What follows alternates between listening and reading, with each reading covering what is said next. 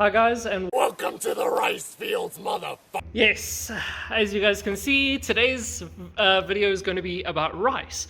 We are going to rice out my Miata. I have gotten some ricey mods, thanks to Corin.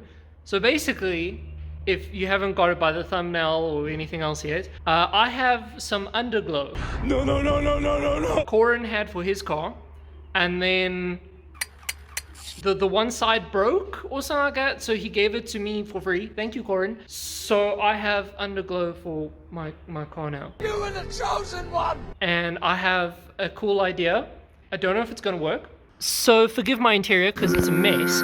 But basically what I want to do is I'm going to take these LEDs and instead of putting them underneath my car, aka underglow, I'm going to actually put them like in the footwells, and then maybe like over here, like by the roof, so that I can have like fancy interior glow. You said that you would destroy this. Rice. Not join them. Why do I want interior glow, I hear you ask? Because I kind of think it looks a little bit cool. It's a little bit ricey, I won't lie, but it kind of looks cool.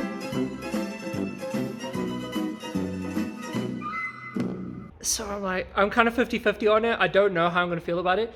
But what was a very big persuasion for me is I've been trying to film a video for the past like couple of weeks on me practicing and learning how to heel and toe, because I wanted to make a video out of that. I thought that would be fun.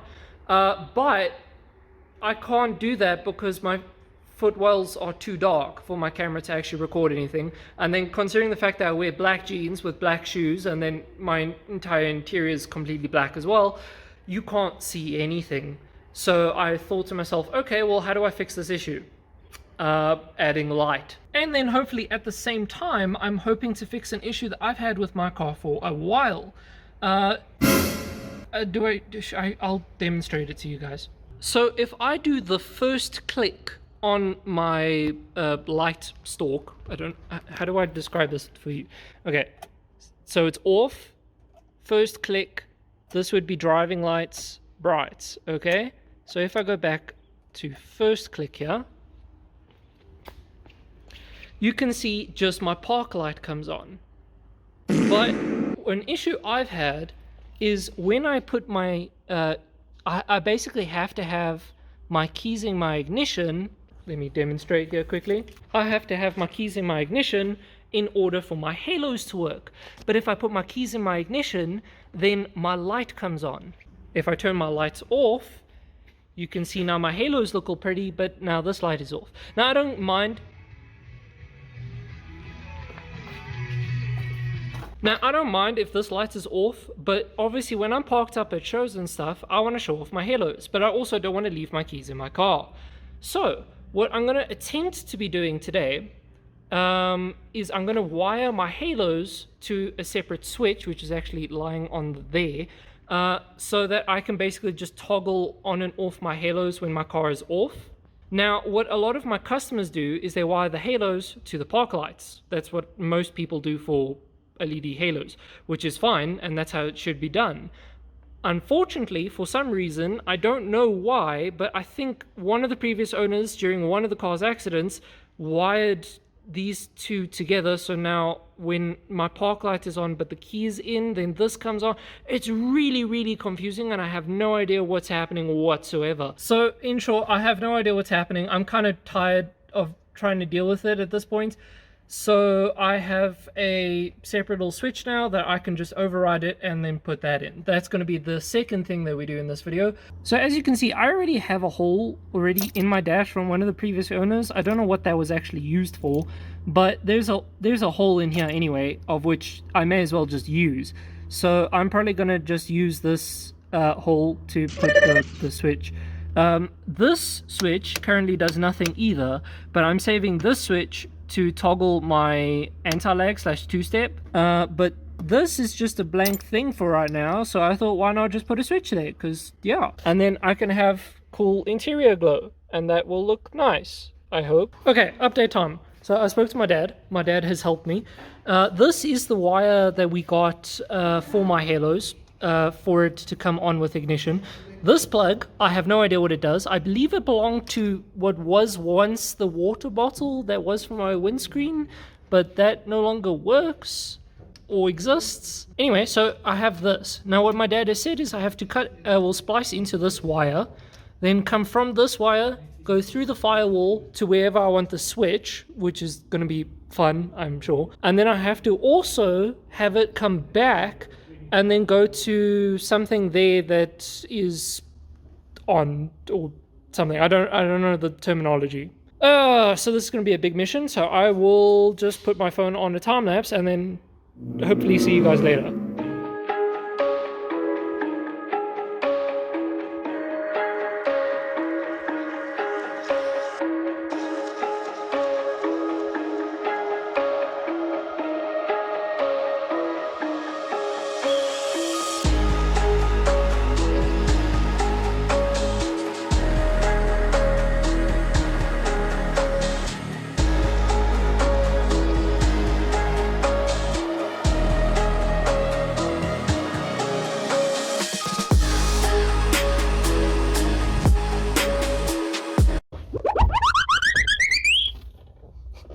I fell over.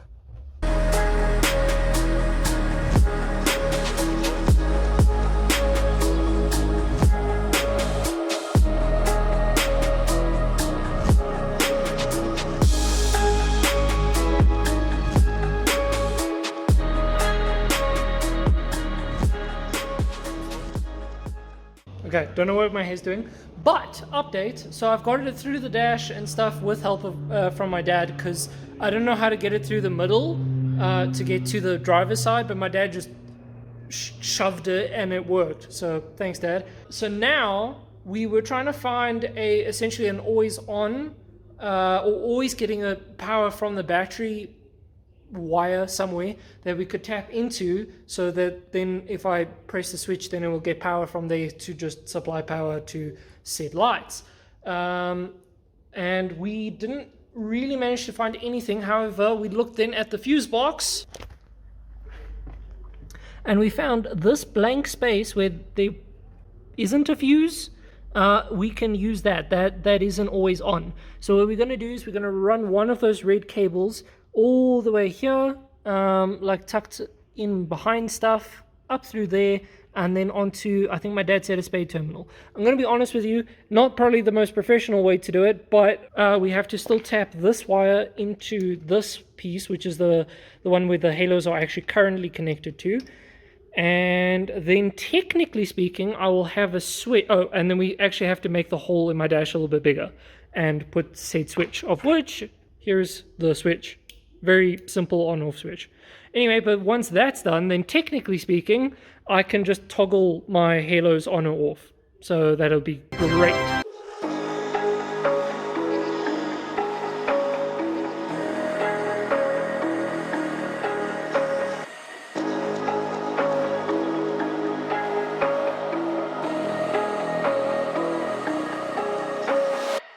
Okay, please forgive, because truck's going to be super loud out there. But anyway, so we've pulled the wires through. We've already got an inline fuse here that goes to a terminal that goes to where that fuse should connect. And I will show you and demonstrate it all working now. But on this side, we can see that the cables come through into the firewall there, come back to the halos. Everything's already all wired. So basically this one goes to the switch, and this one goes to the halos itself. This plug and the blue wire goes to something that came on with ignition. So now if I come over here and I key onto ignition, we can see my halos come on. If I come away, we can see, if I take my keys away, and they are tossed there on my seat, but the switch is wired in, and if I flick the switch, oh, I haven't plugged in the fuse. Give me a second. Okay, so if I come here and I just plug in the fuse, I'm not going to plug it in the whole way. I'm just going to kind of slightly press it on. Now if I come here to the switch and I flick the switch, are they on? Yeah. Now they're on, and the keys are not in the ignition. See? Keys are there. Yay! Okay.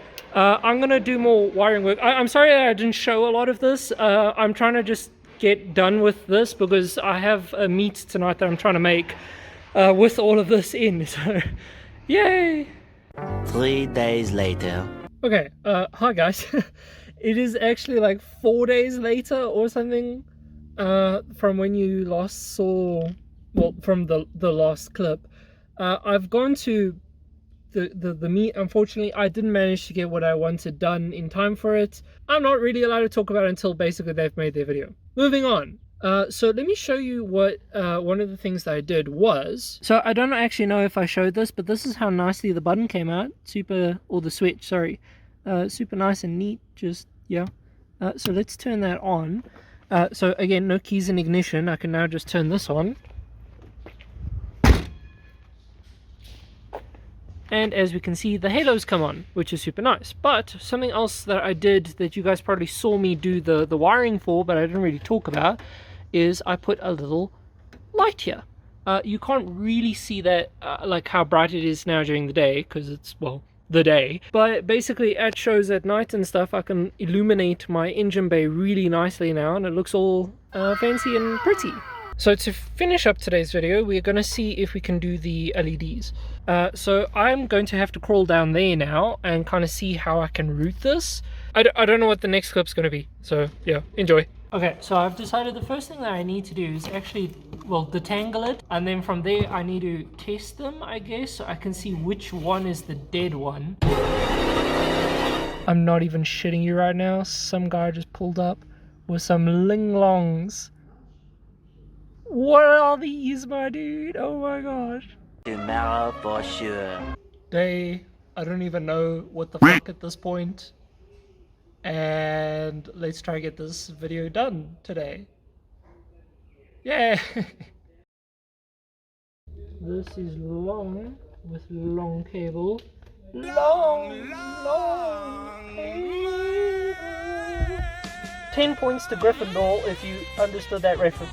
One debt to society later. Okay, with crazy hair, we are technically finally finished. I've finalized everything. I've tucked everything up where it needs to be tucked up and hidden and blah blah blah. But I will demonstrate. It is the day, as we can see outside, so it's not going to be terribly bright, so please forgive me, but I'll turn it on and we can have a look-see. Okay, so flicking the switch. Passenger footwell looks pretty decent as well. A little bit dim in that corner up there. I might just try and move it about a little bit. And then we won't really be able to see it, but I have put it on the back here as well. It's hidden underneath the carpet, which is nice. And it is illuminating the odd thing or two. To be honest with you, it's actually coming out better on camera than it is in person. It's actually quite dim in person. Okay, I don't like the rainbow. The rainbow flashing through is meh, but yeah. Okay, I've changed it to just be like a stagnant red. It definitely now looks a lot better. I'm gonna try close maybe the workshop door so it gets a little bit darker in here, and then we can see it from there. That doesn't actually look half bad. Oh my word, on camera that's coming out a lot more aggressive than what it is. In reality, that's very, very dim. But this was basically the point. I just wanted this actually so that I can make it white, which I'll try to now, but I have to go into the app, which means RIP camera. So the white comes off a bit blue, but I actually wanted it white so that if I come this side, because I've been wanting to film a heel and toe video for like ages, but the footwell is always too damn dark. So now I can stick my camera down and, well, we can see what I do with my footwork. That was literally the whole point of why I wanted to do this. Besides, it looks kind of cool. A little bit ricey, a fair bit ricey. Okay, yeah, so that's actually going to be it for today's video. That was literally all I wanted to do.